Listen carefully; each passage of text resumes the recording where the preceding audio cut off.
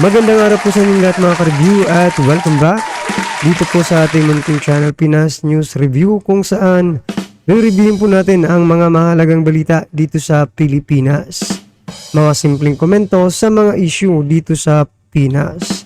At eto nga po mga ka-review natin, Ping Lacson naghugas kamay sa resolution number 10. Legalize corruption sinamantala ni Raul Manuel. Nako po. Ang balitang ito ay mula po kay Showbiz Chikadoro. Yan mga ka-review. Nasa description po ang full video link ng balitang ito. I-subscribe nyo na po. Showbiz Chikadoro. Yan mga ka-review natin, no? At kung bago ka pa lang at di pa po nakapag-subscribe sa ating munting channel, please don't forget to subscribe. At i-click na rin po ang bell notification para updated ka po sa lahat ng ina-upload sa ating reaction video. Yan mga ka-review natin, no? At eto na nga, sama-sama at sabay-sabay po natin pakinggan, panoorin at bigyan ng reaksyon ang balitang ito. Eto na po.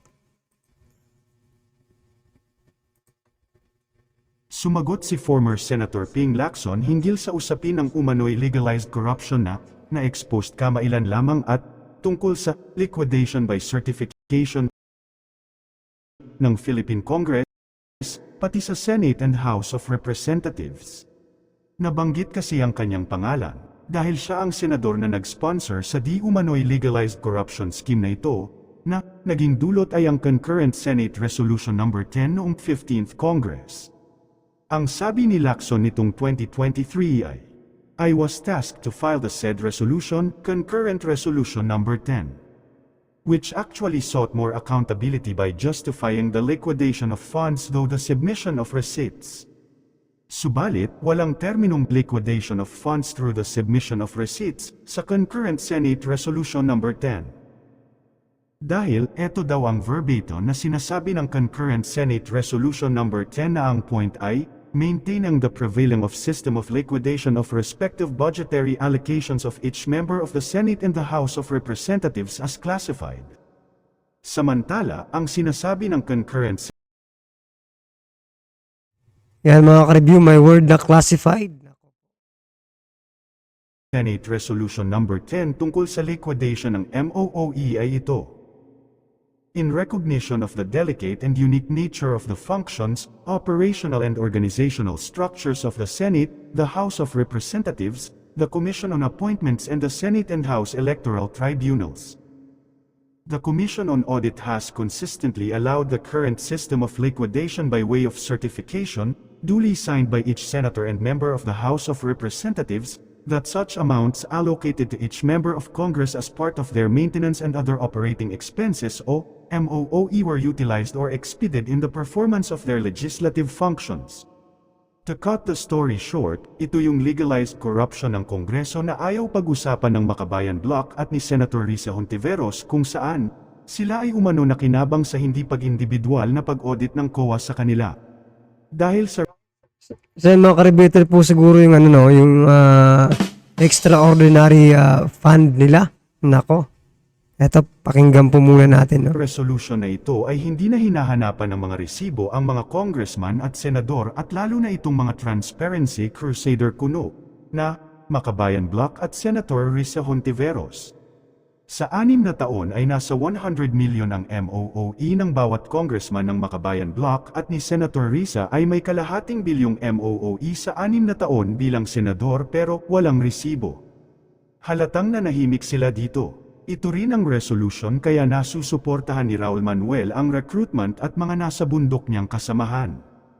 Ang isyong ito ay binigyan naman ng comment reaction ng well-known influencer na si Coco Locoy. So ito lang mga ka-review natin, no, napakalaki pala ng mga pondong walang resibo mga ka-review, certification lang. At ito nga po, ginagamit po, no, ni Raul Manuel, sinasamantala ng Makabayan Bloc, mga ka-review natin, no. Itong extraordinary fund, no. Itong extraordinary fund na mula pala ito sa resolution number 10 ni Ping Lacson, no. Dating Senator Ping Lacson. Yan mga ka-review natin. Anong masasabi nyo dyan, ha? Talagang totoo po talaga na yung kasabihang may butas ang batas. Nako. Diba? Mga ka-review natin, palaging naririnig natin yan na may butas ang batas. Talaga naman po, bakit dito pa, no, sa mga pondong ito? Pati pa pala sa Senado, meron din, no, sila Reza Hontiveros, nako, mga pondong walang resibo. Paano yan? Meron tayong transparency.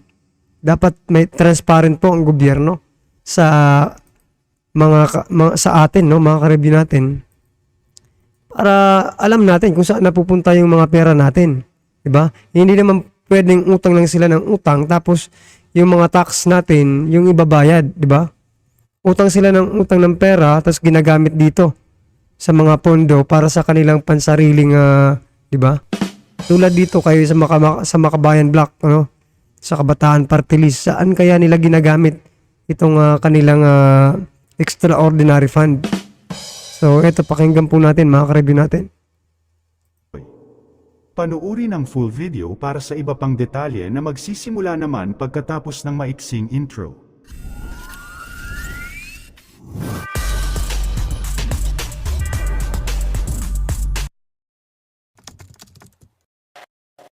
Concurrent Resolution number 10 na pinasa ng Kongreso noong 2011 and 2012. Ayon dito, Concurrent Resolution maintaining the prevailing system of accounting and liquidation of the respective budgetary allocation of each member of Senate and the House of Representatives as classified and consistent with applicable accounting and auditing rules. Isipin nyo, ang impormasyon tungkol sa accounting at liquidation ng bawat miyembro ng Senado at ng House of Representatives ay classified o confidential at ma-access lamang ng piling-piling mga tao. So, paano natin malalaman kung nagamit ba talaga ng Kabataan Party List yung budget nila doon sa sinasabi ng dating NPA na ginamit ito para suportahan yung recruitment para maging NPA ang mga estudyante? Kung ang mismong mga miyembro ng Kongreso, ng Senado at ng House of Representatives ay gumawa ng ganitong resolusyon na may itatago sa publiko ang paggamit nila ng kanilang mga pondo. Ano pa nga ba ang nakalagay sa concurrent resolution na to? In recognition of the delicate and unique nature of the functions, operational and organizational structures of the Senate, the House of Representatives, the Commission on Appointment and the Senate and the House Electoral Tribunal, the Commission on Audit has consistently allowed the current system of liquidation by way of certification. So yan, mga ka-review natin, no? Through certification lang yung pag-aano nila ng no? Mga review. Pinaka evidence, no? Certification lang. Hindi resibo talaga. So ito nga, no, nakakapagtaka mga ka-review. Tayo po, tayong lahat siguro, ikaw na nanonood ngayon, mga ka-review natin. Galit na galit ka kapag nakikita mo sa balita yung, di ba? Yung mga simpleng tao na mga magnanakaw, no, mga ka-review natin. Talagang magnanakaw talaga na ano lang, di ba? Ordinaryong magnanakaw. Nagnakaw ng ano, di ba? Paras nung ano, nagnakaw ng mangga, ganyan, mga ka-review natin, nagnakaw ng pera, di ba? Na binabalita sa radyo at TV. Galit na galit po tayo. Nako. Ito pa lang mas malala. Bilyones, milyones po ang nanakaw dyan sa House of Representatives at sa Senado. Paano natin nasabing ninanakaw? Walang resibo, mga ka-review natin, eh. Diba? Wala pala kayong, nako po, kayong mga senador, kayong mga congressman, no? Lalahatin na po natin kayong mga senador, congressman na gumagamit ng extraordinary fund. No? Wala po kayong pinagkaiba sa mga kawatan, no, na nakikita natin sa mga telebisyon na ibinabalita. No? Inaharap sana kayo rin, mga ka-review. No? Sana sila rin. Hinaharap sa TV. O eto, may mga extraordinary fund itong mga, ano ito. Wala kayong pinagkaiba dun sa mga magnanakaw na, na nakikita namin, no? Sa TV or nababalitaan namin or naririnig namin sa radyo. Wala po kayong ordinaryong magnanakaw, sabihin na lang natin, no? Wala po kayong pinagkaiba doon. Mayroon nga lang, no, nakaano kayo. Mga disente kayo tingnan, mga iniyuta kayo. Ha? Kung ito bang ordinaryong magnanakaw na to, pahihiramin ng ng mga barong Tagalog, ganyan. Masasabi mo bang may pinagkaiba pa kayo? Wala na, mga ka-review. Parehas na kayo. Parehas na kayong descending magnanakaw. Diba? Huwag po kayong kasi kung wala naman kayong ninanakaw, sige, magpa-audit po kayo. No? Biglagyan nyo ng mga resibo talaga. Kasi kung sinulat lang dyan sa mga certification ninyo, magdududa talagang taong bayan, mga ka-review natin. Diba? Kasi isipin mo bilyon-bilyon ang inuutang natin sa ibang bansa. Tapos ito, bilyon-bilyon din pala ang pinopondo para sa inyo na walang resibo. Hindi natin alam kung saan mapupunta. Wala, niloloko na tayo nito, mga ka-review natin. Nakakainit na, mga ka-review. Kasi isa rin po tayo sa nagbabayad ng mga tax. Diba? Wala nang hiya.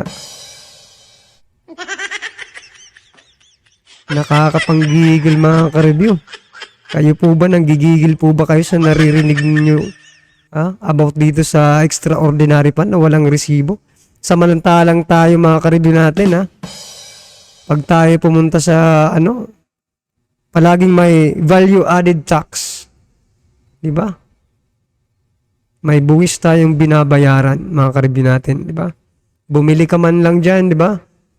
May buwis yan, kahit hindi ka Kaya nga, tayong lahat, mga ka-review natin, diba? Nagbabayad tayo ng buwis. Kahit hindi ka nagtatrabaho dyan sa kung ano man pinagtatrabahuan mo. Diba? Or mga pinagtatrabahuan, mga ka-review. Diba?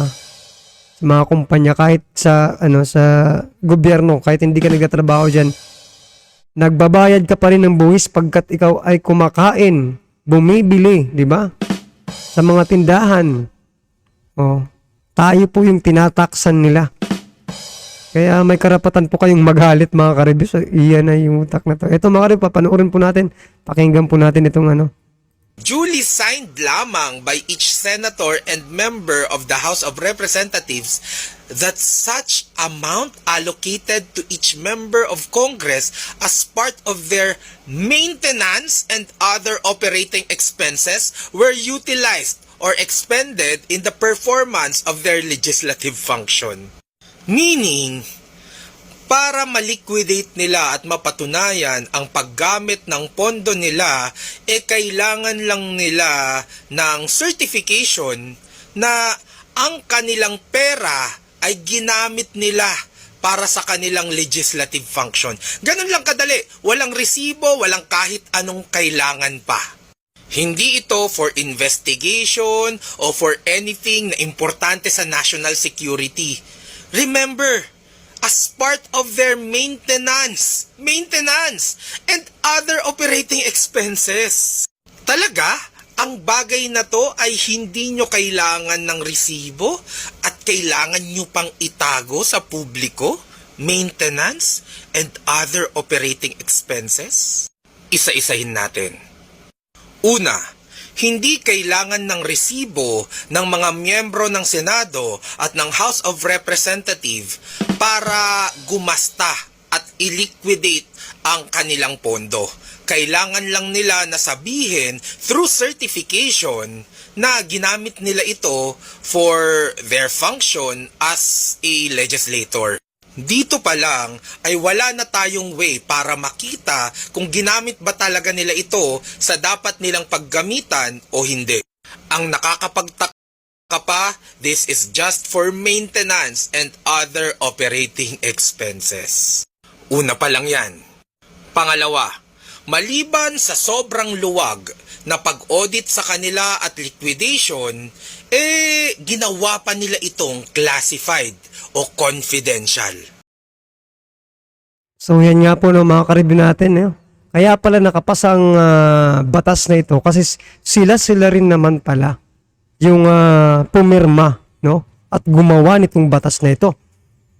And para talaga tayong ginigisa no, mga ka-review natin sa sarili nating mantika, no? At ngayon buti nga at lumabas ang isyong ito, mga ka-review natin. Isipin nyo, sila gumawa ng batas para sila magkapera, sila gumawa ng batas para hindi sila masilip, hindi sila ma-audit, mga ka-review. Diba? Gumawa sila ng batas para proteksyonan yung mga sarili nila. Sa batas din na ginawa nila para tugisin sana yung mga katulad nila, mga ka-review natin. No? Magulo na po talaga, mga ka-review natin, ha? Naguguluhan na po yung iba. Okay, gumawa sila ng batas para proteksyonan yung mga sarili nila sa pag sila po ay nagnakaw. At may batas din po para sa mga magnanakaw, di ba, mga ka-review? Ay nako, niloloko na tayo ng ating mga niloloko tayo ng ating bansa. Niloloko nyo ang sarili nyong bansa. Kaya pala marami ang nakikipagpatayan, makaupo lang sa iisang upuan dyan sa Kongreso, Senado, mga ka-review natin, nakakapanggigil na. Well, anyway, mga ka-review natin, bago ako dito bumulusok, mga ka-review, ano po ang reaction dyan? Kayo naman po ang mag-comment. Comment lang po sa baba para at least alam po ng ating mga kababayan ng inyong mga reaction, no? Nawawala na po kasi talagang nanggigigil po kasi, di ba, pera po ng taong bayan. Siguro kahit piso ako, nakaambag din ako dyan sa bill units ninyo, kahit piso man lang. Yan, mga ka-review, kung bago ka pa lang at di pa po napag-subscribe sa ating munting channel, please don't forget to subscribe. At i-click nyo na rin po ang bell notification para updated po kayo sa lahat ng ina-upload sa ating reaction video. At huwag kalimutang i-subscribe si Showbiz Chikadoro. Yan, mga ka-review natin, nasa description po ang full video link ng balitang ito. Maraming salamat po.